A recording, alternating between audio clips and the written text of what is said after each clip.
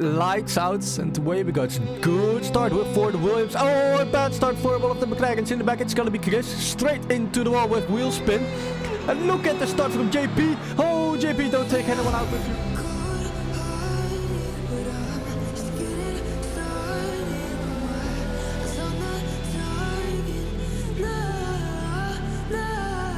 Oh, many drivers through those first turns digging into Lagos. Cheers, big one! No, that's Polar! No, Michael, you were right, that's Polar, and I think that will be a safety car. Is he gonna decide to go full throttle? When is the GOAT of GOAT as Snake takes a 5-second penalty for speculation and diving from the session? It's Mugello once again. It's a very good start from Gloomy. He's taking the lead immediately off. Okay, that's a very good, very poor start from Mayo. Gloomy's taking the lead. Then the ball captain clean got to 1. And oh, it's JP losing his front wing on start finish. Oh no.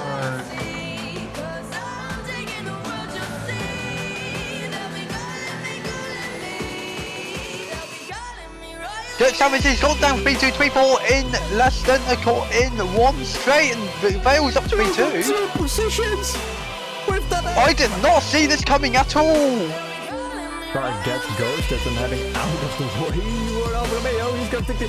Oh, this is not gonna go well through this part of the track. Oh dear, oh, so close. Oh dear, oh, that could have gone so much. That could have gone so much. That could have gone so much. Oh, and that's one of the Williams. It's over Romeo. Oh, retiring as well. Oh, the worst start to the season you can imagine.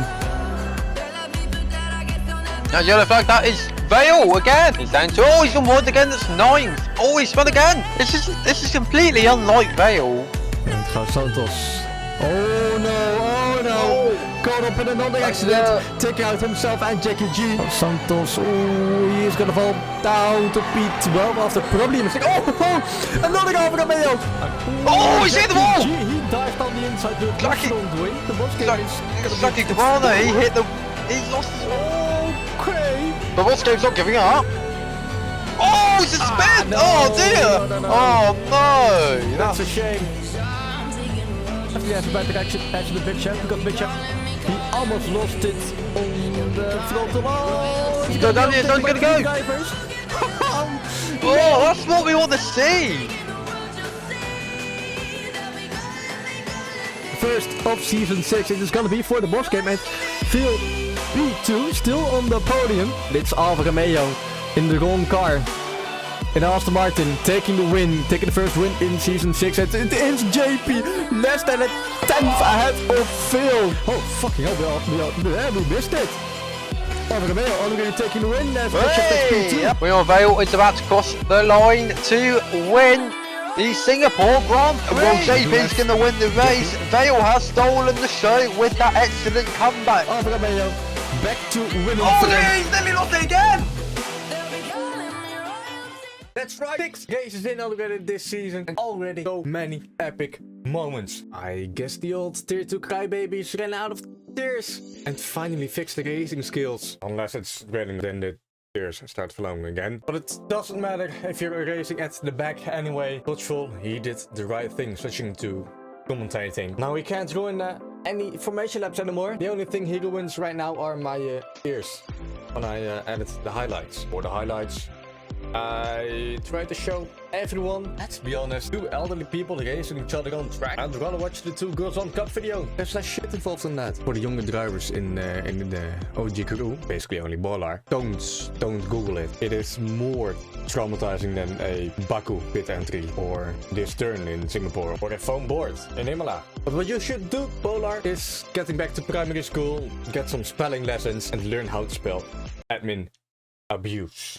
I can taste the salt. And at the end of the day, the changes introduced in season 6, they're doing the job. Demotivating Melon, and now we finally have an exciting championship battle. JP, Phil, Alfa Romeo fighting it out, and unfortunately the boss game is out of the fight. Kinda still in P4, but a long way back. I mean, even Gloomy is catching up to you, the boss game, even though Gloomy is doing his best Gasly impression, getting kicked out of Red Bull as soon as possible, as he is underperforming in a championship winning car. Lights out, finally time for your beloved seat in the Red Bull. Oh, and I heard Alpha's not really taking this league seriously. Kinda using it as practice. You should race a bit more in here.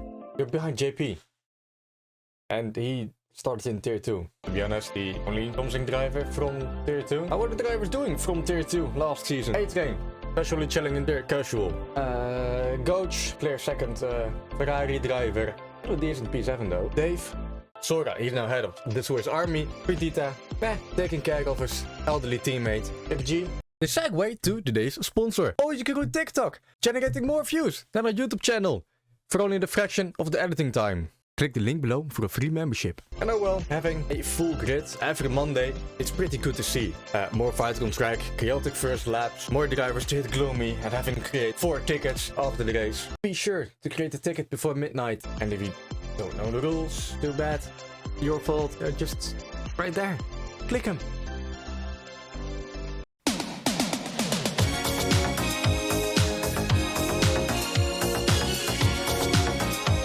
Back to the serious business. The numbers. The numbers, basically.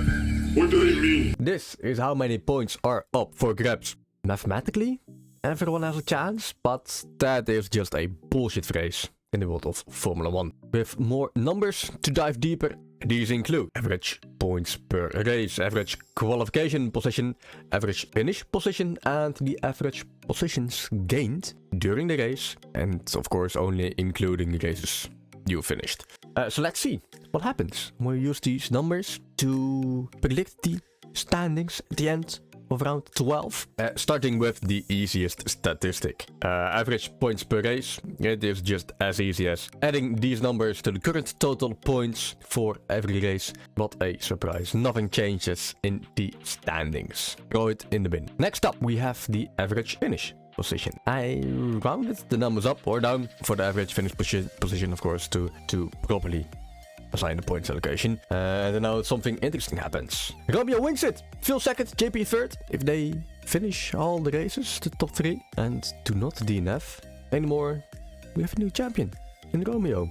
No, never mind.